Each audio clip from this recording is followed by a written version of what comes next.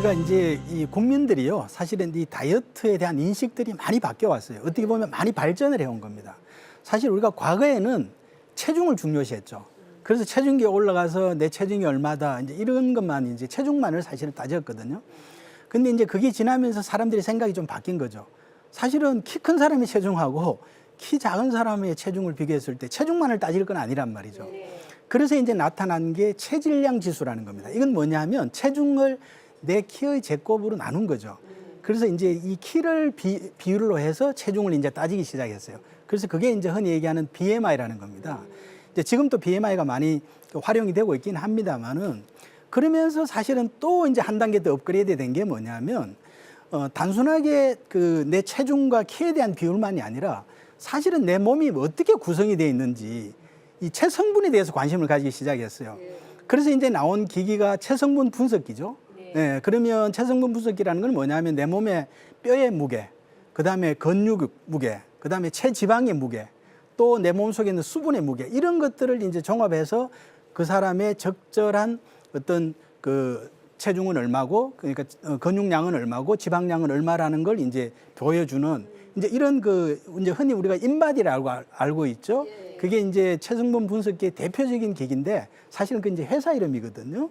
그래서 이제 그 인바디를 통해서 우리가 체성분 분석을 하는 게 이제 사실은 많이 보편화되고 대중화되었습니다. 그래서 우리가 뭐 가까운 주민센터를 가든 아니면 뭐 헬스장을 가든 심지어는 목욕탕을 가도 인바디 기기가 다 있죠. 예, 이제 그게 사실은 굉장히 중요하고요. 이제 그러면서 사람들의 인식이 이제 뭐냐면 단순하게 내 체중의 문제가 아니라 체지방은 줄이고 근육량은 늘려야 되겠다는 게 요즘 언론에 대해서 엄청나게 많이 나오기 때문에 사실은 이제 거기에 대한 인식을 다 하고 있어요. 그러면 제가 이제 왜 그러면 체지방은 줄이고 근육량은 늘려야 되는지를 제가 조금 우리 한의학적인 관점에서 제가 이제 간단히 조금 말씀을 드리면요. 우리 몸의 에너지의 이 흐름이라는 거는 어떻게 보면 강물의 흐름과 같아요.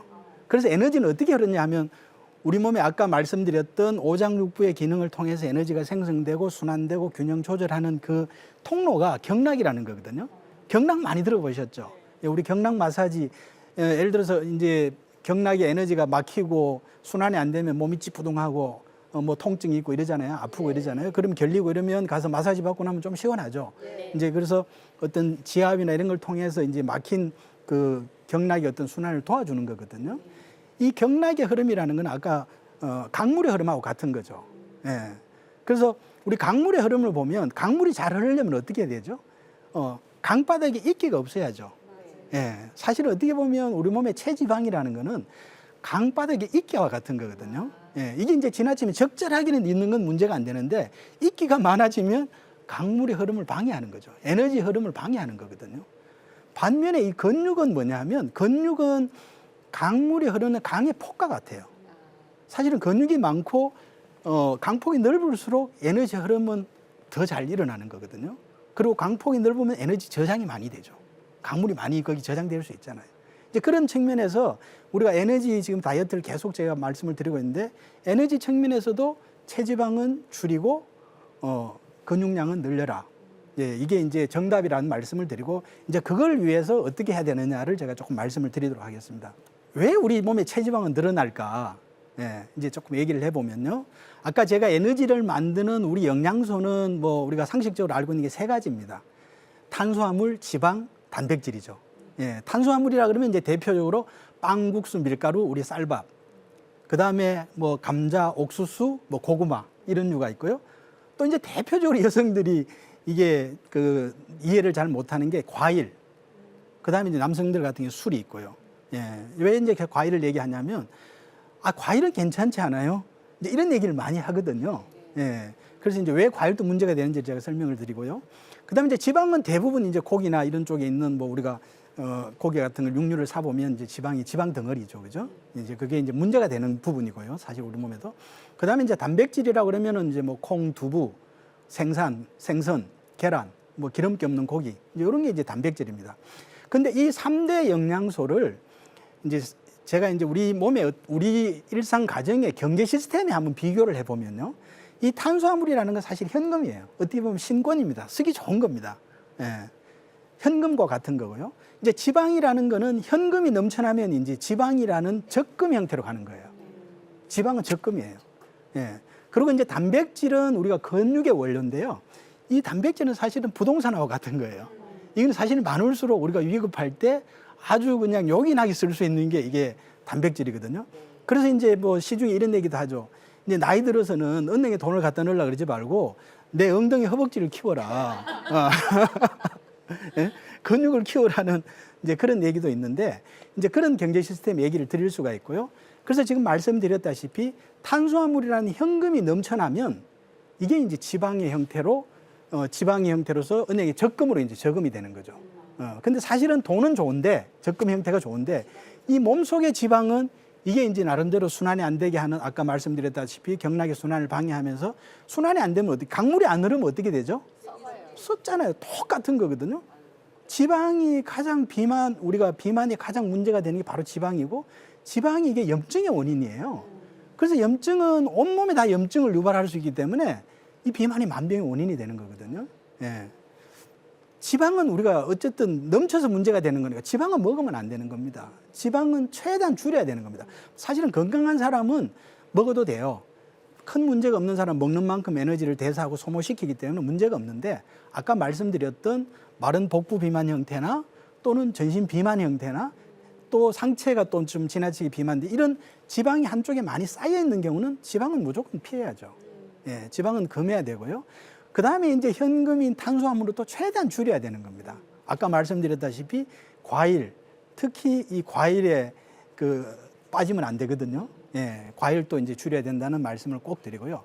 그 다음에 이제 근육량을 늘리기 위해서는 아까 말씀드렸던 근육의 원료인 단백질이 아까 두부, 콩, 계란, 생선, 기름기 없는 고기 말씀을 드렸잖아요. 그런 걸 사실은 좀 식단의 패턴을 좀 바꿔야 될 필요가 있는 거죠. 특히 이제 50대가 넘어가면 아까 말씀드렸다시피 40대 후반부터 근육량이 1%씩 빠져나가기 때문에 40대 후반, 50대 되면 식사의 패턴을 바꿀 필요가 있는 겁니다. 예, 단백질 위주의 어떤 식사 패턴을 바꿀 필요가 있고요. 그러면 우리가 얼마 전에 유행했던 우리 저탄고지를 한번 생각해 보자고요. 예? 저탄고지가 우리가 기본 상식적으로 지금 제가 설명드린 얘기를 기반으로 했을 때 탄수화물을 적게 먹는 까지는 좋은데 고지라는 거, 지방을 많이 먹어서 다이어트가 될까요? 사실은 이거는 말이 안 되는 거거든요. 예. 이제 왜 이런 얘기가 나왔느냐? 우리가 탄수화물을 줄이게 되면 사실은 우리가 일상에 필요한 기본 에너지가 있습니다. 칼로리가 필요해요. 1800 내지 한 2200 정도의 칼로리가 필요한데 탄수화물을 안 먹고 지방만 먹으면 일시적으로 에너지를 어디서 가져와야죠? 이 적금 지방을 갖다 써야 되잖아요. 그래서 지방이 줄어드는 현상이 초기 일시적으로 나타난단 말이죠. 이제 그러니까 이게 저탄고지가 이게 다이어트에 도움이 되는구나 라고 이제 얘기를 했지만 이게 사실은 장기적으로 갔을 때는 지방을 먹으면 지방이 쌓이는 거는 당연한 이치잖아요. 예. 그래서 이거는 바람직하지 않는 잘못된 다이어트다. 이 말씀을 좀 드리고요. 자, 그러면 왜 에너지 다이어트를 해야 되느냐? 에너지 상태에 따른 그런 다이어트를 해야 되느냐라는 이제 제가 얘기를 좀 드리자면 이제 지방을 줄이려고 다이어트를 하다 보면 사실은 지방은 안 빠지고 근육이 빠지는 경우 많거든요. 예. 그리고 사실은 뱃살을 빼고자 하는데 얼굴살이 빠져요. 예. 그리고 또 이제 근육량을 늘려야 된다고 그래서 단백질을 먹는데 이게 흡수가 안 돼요. 소화가 안 돼. 예? 요즘 뭐 여러 가지 단백질 파우더도 나오고 하는데 나는 이거 단백질이 필요하는데 먹는데 소화도 안 되고 또 경우에 따른 설사를 하기도 하고 이게 몸에 받아주지를 않는단 말이죠. 예. 또 이제 우리가 나이가 뭐 어느 정도 들면서 이제 뭐 허리가 아프다, 무릎이 아프다, 관절이 또 보면 뭐 좀 체중도 좀 이게 비대한 것 같고 이러면 주위에서 야, 너 저 비만해서 그래 살 빼야 돼. 또 어떤 사람 야, 너 운동 부족이야, 운동해. 막 이런 얘기를 하거든요. 그러면 사실은 내가 뭐 두 가지 다 해야 되는 건지 아니면 내가 어디에 우선적으로 해야 되는 건지 어디에 초점을 둬야 되는 건지 사실은 일반인들은 잘 모르잖아요. 그래서 이제 생각을 해보면 예를 들어서 내가 마른 복부 비만이다. 이런 경우 이제 배가 나왔으니까 다이어트 해야 된다고 적게 먹으면 안 된다는 거죠. 예, 이 사람은 오히려 에너지 섭취를 해서 근육량을 만들고 잘 챙겨 먹어야 되는 거거든요. 오히려 그런 사람은 운동하면 기운이 더 빠지고요. 기운이 더 빠지면 오히려 더 몸에 의욕이 떨어지면서 대사력이 떨어지고 사실 식욕도 더 떨어지고 더 이제 문제가 되는 거거든요. 또 어떤 사람은 뚱뚱한 경우에 운동하라고 예를 들어서 체지방이 오버되는 체지방이 10kg 이상 되면 이게 사실은 관절에는 한 50kg에 체중 1kg가 지방 1kg가 우리가 움직임에 따라서는 한 5kg의 부담을 주거든요. 그러니까 5kg의 무릎 허리에 부담이 되는 사람이 운동하라고 하면 그 관절이 남아나겠어요? 완전히 다 무너지죠. 예. 사실은 그 사람은 운동이 우선이 아니라 식사를 우선으로 해야 되는 거거든요. 식사를 조절해서 우선은 지방을 좀 줄이고 나서 운동을 해야지만이 그게 정상적인 그 몸의 어떤 건강 관리가 되지, 오히려 운동하라고 해서 운동하면 관절 무너지면서 더 못 움직이고 더 문제가 생긴다는 거죠. 식에 대한 다이어트를 해야 되는데 그럼 과연 얼마를 해야 되느냐, 이 조절 얼마나 해야 되느냐 이런 얘기를 하거든요. 이제 뭐 결론적으로 말씀을 드리면 어떤 다이어트를 하고 내 몸을 바꾸려면 3개월 이상 해야 됩니다. 왜냐하면 한 3개월 정도는 해야지만이 내 몸의 에너지가 바뀌고 내 몸이 바뀌는 거거든요. 근데 그 3개월이 사실은 혼자 하기가 쉽지 않거든요. 근데 쉽지 않기 때문에 사실은 약의 도움이 필요한 거예요. 치료의 도움이 필요합니다. 혼자 스스로 할 수 있으면 하면 좋은데 힘든 경우에는 의사와 치료의 도움이 필요한 거거든요. 그래서 치료는 그러면 어떤 식으로 도와주느냐? 일단 말씀드렸다시피 이제 내 몸의 에너지를 정상화시켜 주는 거죠. 정상화시켜 주고 아까 얘기했다시피 단백질 흡수가 안 되면 흡수가 잘 되도록 도와주는 거고요. 또 경우에 따라서는 식사를 못하고 막 허기 가지고 힘들면 몸에 있는 저장된 적금을 내가 지방이라고 그랬잖아요. 지방이 적금이라고 그랬잖아요. 그러니까 적금을 찾아서 현금화를 시켜주는 그런 일꾼들을 넣어주는 거죠. 그러면 이제 지방이 에너지로 공급이 되니까, 포도당으로 공급이 되니까 안 먹어도 별로 배도 안 고프고 또 몸도 가벼워지고 하는 이런 어떤 치료에 도움이 필요하다는 거죠. 근데 이제 문제는 뭐냐 하면 기본적으로 우리가 먹을 거 다 먹고 이 약을 먹으니까 하루에 한 달에 뭐 몇 킬로가 5킬로가 빠지더라. 이거는 이제 사실은 말이 안 되는 얘기거든요. 이건 무슨 얘기냐 하면 우리 집에 현금이 지금 월급이 계속 들어와. 그런데도 은행에 적금을 막 깨서 현금화 시켜준다는 얘기거든요. 그렇잖아요. 그러면 그 사람 집의 경제 시스템은 어떻게 된 거죠? 망가지는 거죠. 예. 그건 망가지는 거거든요. 그 절대 그런 데 현혹되면 안 된다라는 말씀을 제가 꼭 드리고 싶고요. 그 다음에 이제 요즘 뭐 양약이든 한약이든 사실은 약들이 많이 이제 뭐 환으로 된 이게 먹기 편한 약들이 굉장히 많은데요. 이제 이 약은 먹되 우리가 기본적으로 알아야 될 게 뭐냐 하면 이 약은 대부분 사실은 식욕 억제제들이 많아요. 식욕 억제제와 그 다음에 지방을 태워주는 이제 그런 작용을 하는 약들인데 이 식욕이라는 거는 어떻게 보면 인간의 어떤 기본적인 그 욕구가 만들어지도록 그 신이 사실은 내려준 어떤 그런 그 몸의 작용이란 말이에요. 예. 근데 그 나름대로 어떤 약을 써서 인위적으로 식욕을 억제한다는 거는 제가 좀 극단적으로 좀 과하게 말씀을 드리면 신의 영역에 도전하는 거거든요. 예. 그래서 이거는 우리가 일시적인 도움이 필요할 때는 복용할 수도 있지만 장기적으로 하는 건 절대 해서는 안 된다. 예. 그래서 좀 불편하더라도 만약에 이제 뭐 우리가 한의원에서 또는 한방에서 약을 드신다면 내 몸의 에너지 상태에 맞게 에너지가 부족하기도 하고 또는 에너지가 순환이 안 되기도 하고 또 균형이 깨졌고 이게 하나만 문제가 있는 게 아니라 굉장히 복합적이다는 거거든요. 이제 복합적으로 나타나는 경우도 많기 때문에 이런 걸 좀 포괄적으로 종합해서 처방해서 좀 불편하더라도 자기한테 맞는 맞춤 탕약을 좀 복용해서 나름대로 에너지를 바로잡는 게 꼭 필요하겠다. 이제 이 말씀을 제가 팁으로 제가 드리도록 하겠습니다. 예. 자, 그러면 이제 에너지 상태에 따라서 식사를 어떻게 해야 되느냐? 일단은 이제 제가 말씀드렸던 마른 복부 비만, 그 에너지 생성이 안 되는 사람, 이제 이 사람은 잘 먹어야 돼요. 잘 먹어야 됩니다. 잘 먹어야 된다는 게 많이 먹으라는 얘기가 아니에요. 사실 이 사람은 많이 먹을 수가 없어요. 많이 먹을 수가 없기 때문에 사실은 에너지가 부족하고 근육량이 부족해지면서 복부에 비만이 되는 거거든요.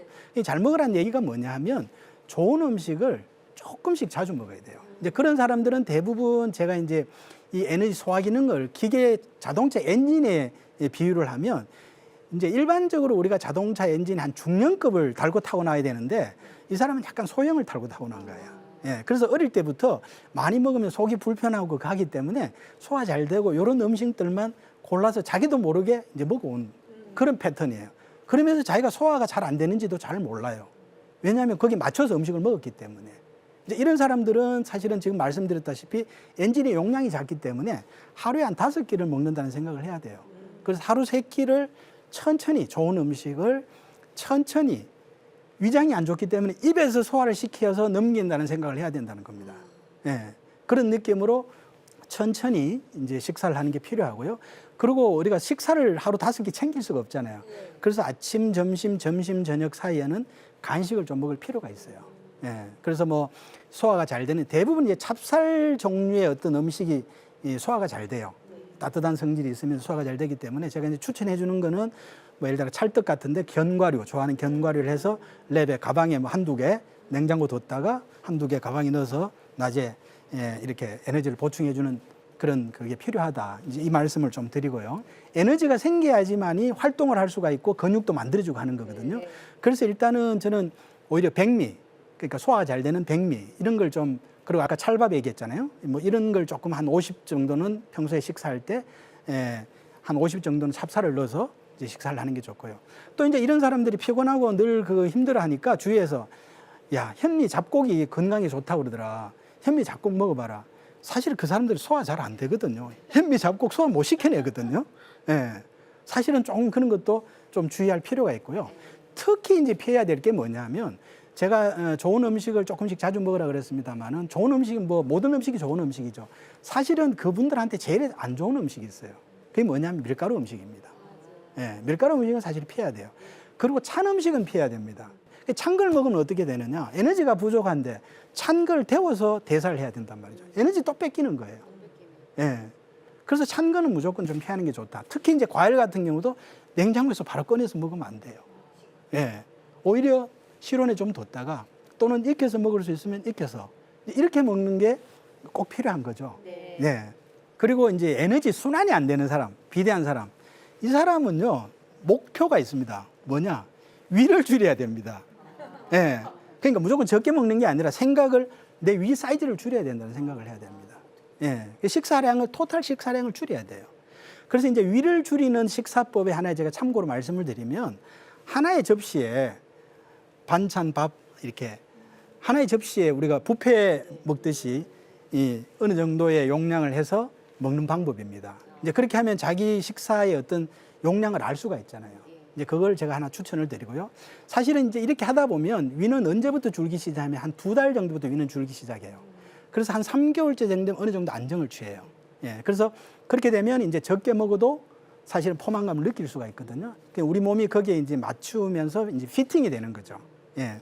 또 이제 이런 분들한테 꼭 제가 얘기를 드리고 싶은 게 뭐냐면 1일 3식을 하라는 겁니다. 예. 그게 무슨 얘기냐면 아까 말씀드렸다시피 우리가 하루 필요한 에너지가 있어요. 그 하루 필요한 에너지를 하루 3번에 나눠서 넣는 게 위 사이즈를 적게 유지할 수가 있겠어요. 한 번에 넣어주는 게 적게 할 수가 있겠습니까? 어떤 게 더?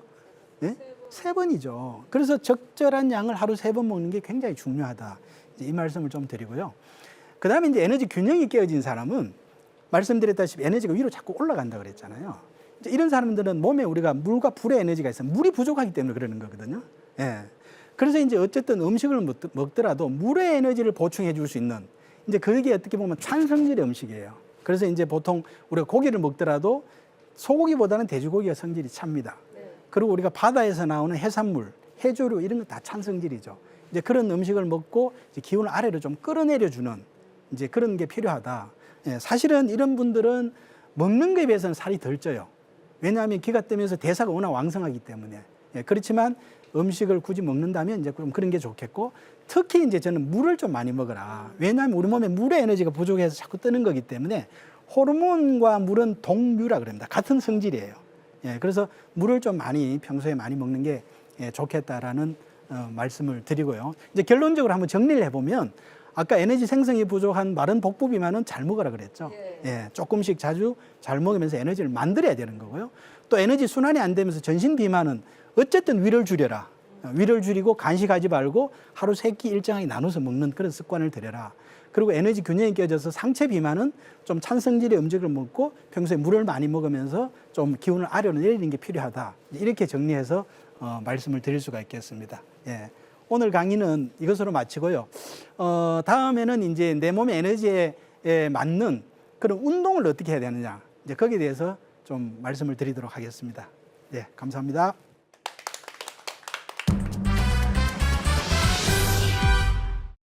교수님, 이번 식이요법에 관한 강연도 정말 잘 들었습니다. 네.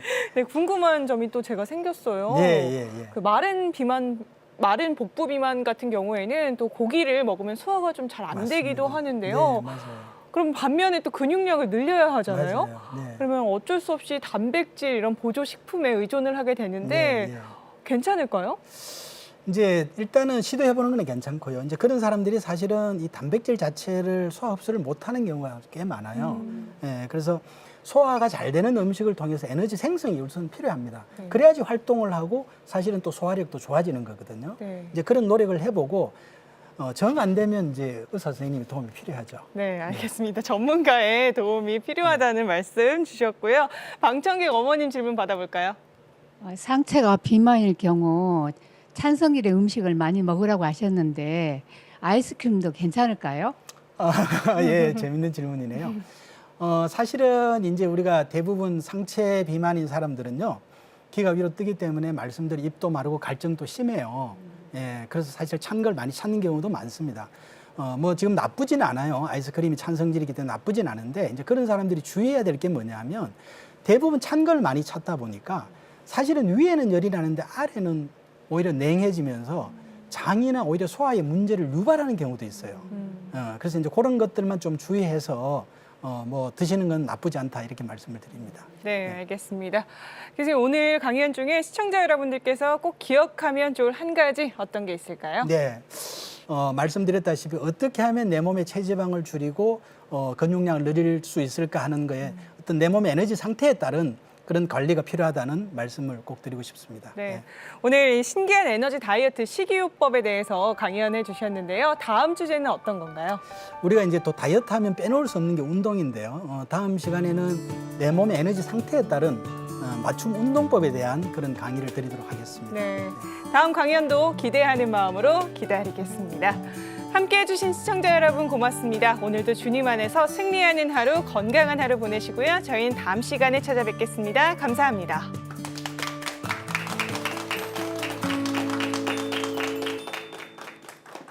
이 프로그램은 동역자님의 복음의 트리 선교 후원으로 제작되었습니다.